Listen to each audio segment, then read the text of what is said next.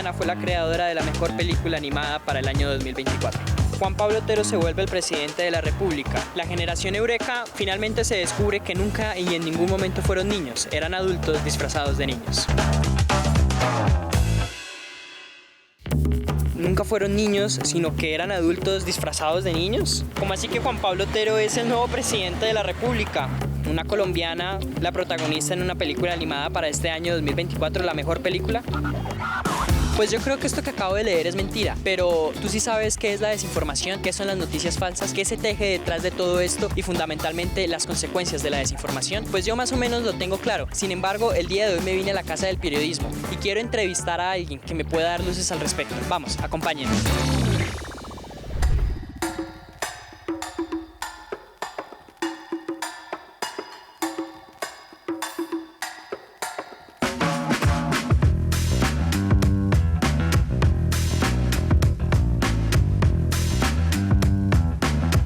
¿Qué son las noticias falsas? Nosotros preferimos hablar de desinformación más que de noticias falsas, pero digamos que en términos generales es información que se comparte, que no es cierta o que se presenta de manera engañosa con un propósito específico, digamos, para justamente engañar a la gente, llevarla a tomar ciertas decisiones con un fin específico, sea político, sea económico o sea incluso humorístico, pero que de pronto se saca de contexto y la gente termina creyéndose el chiste como si fuera verdad.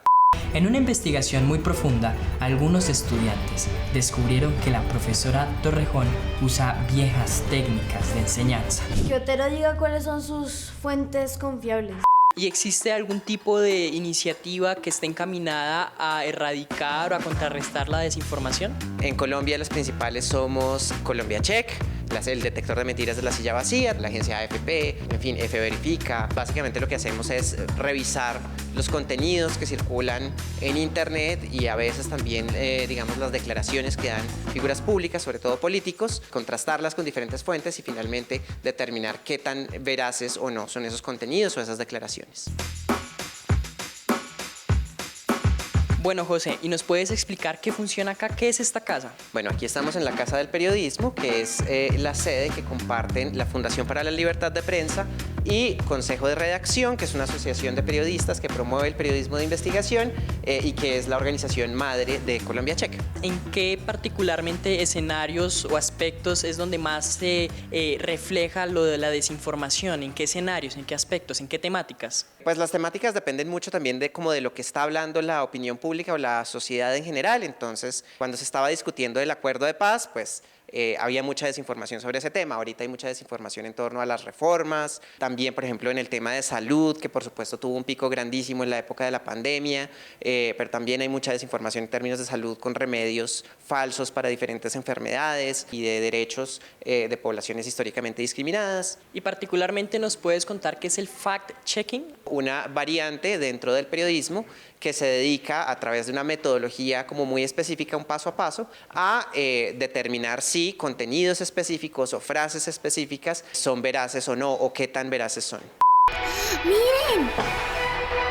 La noticia se volvió viral. Toda mi familia la compartió. Como una persona como yo, un chico de 18 años que constantemente mira redes sociales, Instagram, puede darse cuenta de que una noticia es falsa? Hay como diferentes señales de alarma, digamos, que uno puede identificar, que no necesariamente están ligadas como al formato, pero sí al contenido. Entonces, cuando la persona que nos habla no es necesariamente una persona experta, cuando acompaña su supuesta información que nos está dando con discursos de odio, con discursos discriminatorios, exacerbar la emocionalidad sobre un tema, una mala ortografía, hay montajes fotográficos o de video que uno se da cuenta que son montajes porque se ven feos, no se ven naturales. Digamos, los contenidos de inteligencia artificial tienen problemas muchas veces en la generación de imágenes de dedos, de manos, de detalles, digamos, pequeños. Si son videos, por ejemplo, que el movimiento de los labios de pronto no coincide con respecto a lo que la persona está diciendo. Estas pruebas se encontraron en su casillero.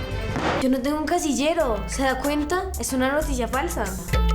¿Puedes contar una anécdota, una historia en particular que hayas recordado que viste en redes sociales y obedece precisamente a la desinformación? Hay muchas, pero digamos que la que se me viene a la cabeza en este momento, porque fue muy, muy viral, tanto que cayeron muchos medios, digamos, grandes y reconocidos incluso, es la de esta diseñadora que se inventó toda esta historia de que había trabajado para el estudio Ghibli en la producción del Niño y la Garza. Pues de hecho, con ese caso en particular nosotros incluso hicimos un artículo, las lecciones que nos dejó, ¿no? Estar atento, por ejemplo, a esos detalles, ese tipo de elementos, pues que finalmente hacen parte de la verificación que se supone deberíamos hacer básica todos los medios antes de publicar cualquier cosa.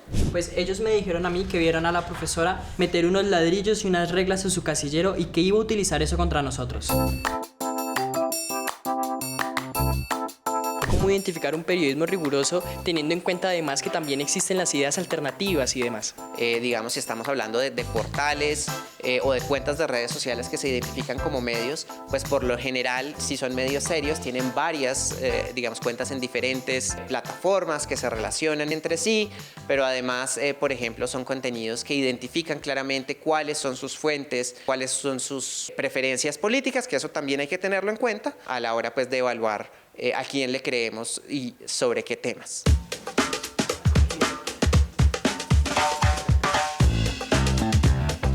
Bueno, ¿y cuál es el proceso que hay detrás en el marco de la elaboración de un correcto fact-checking? Bueno, primero se contacta a la persona para ver de dónde sacó lo que está diciendo y después pues se contrasta con fuentes oficiales, ¿no? Entidades del Estado y este tipo de cosas. Luego se va a personas expertas, profesores universitarios, investigadores, ONGs, para finalmente pues ponerle la calificación. Y cuando son ya cosas como de redes sociales, además de consultar a los expertos y este tipo de cosas, pues muchas veces hace falta hacer como todo un trabajo de el uso de herramientas digitales, como la búsqueda inversa de imágenes, para determinar pues finalmente si un contenido es cierto o no.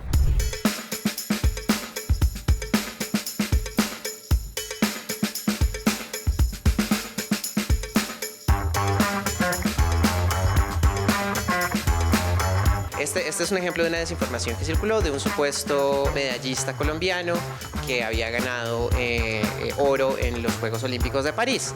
Bueno, las flores se ven como medio extrañas, la medalla no corresponde con el diseño de los olímpicos, la sudadera y el escudo no corresponden con los oficiales, digamos, de la delegación colombiana en París. Nos permiten darnos cuenta que, bueno, en este caso en particular, es una creación de inteligencia artificial. El gato chequeador es este personaje que nos ideamos en Colombia, o que se ideó nuestra directora Ana María Saavedra, inspirada en su propio gato, Vito. Y a partir de ahí, pues desarrollamos el personaje del gato bot. El gato chequeabot es un chat de WhatsApp donde las personas, además de digamos, tener herramientas para aprender justamente sobre desinformación y sobre cómo no caer y cómo verificar, pues también pueden enviarnos contenidos que vean en redes sociales o que les lleguen por WhatsApp y preguntarnos, y bueno, el bot, si ya lo hemos verificado, les responde automáticamente con la verificación que nosotros hayamos hecho, y si no, pues nos avisa a nosotros para que hagamos la verificación, y cuando la hagamos, pues le responde a todas las personas que hayan preguntado por ese contenido en particular. Recuerda guardar este número en tus contactos y enviarnos las imágenes, cadenas de WhatsApp, videos o audios que quieras verificar. ¿Qué mensaje le podrías transmitir tú a aquellas personas que se encargan de contribuir a la desinformación? Digamos, tiene consecuencias, y pueden ser consecuencias muy serias, incluso puede poner en riesgo la vida cuando estamos hablando de desinformaciones sobre salud, o puede instigar, por ejemplo, violencias, ¿no?, contra ciertas poblaciones. Entonces hay que tener mucho cuidado con qué compartimos por internet y qué creemos de lo que nos llega también por internet. Claro que es verdad, más bien compártala a todos sus amigos. Pues sí. Y finalmente, ¿tienes algún mensaje para darnos a nosotros, los niños y niñas de Eureka? Que busquen siempre el apoyo de fuentes confiables, de personas adultas responsables cuando encuentren información que les genere confusión o de pronto algún tipo de incomodidad. Culpa de ellos. Y también suya por no verificar la noticia antes de darla. Y de ustedes por compartirla.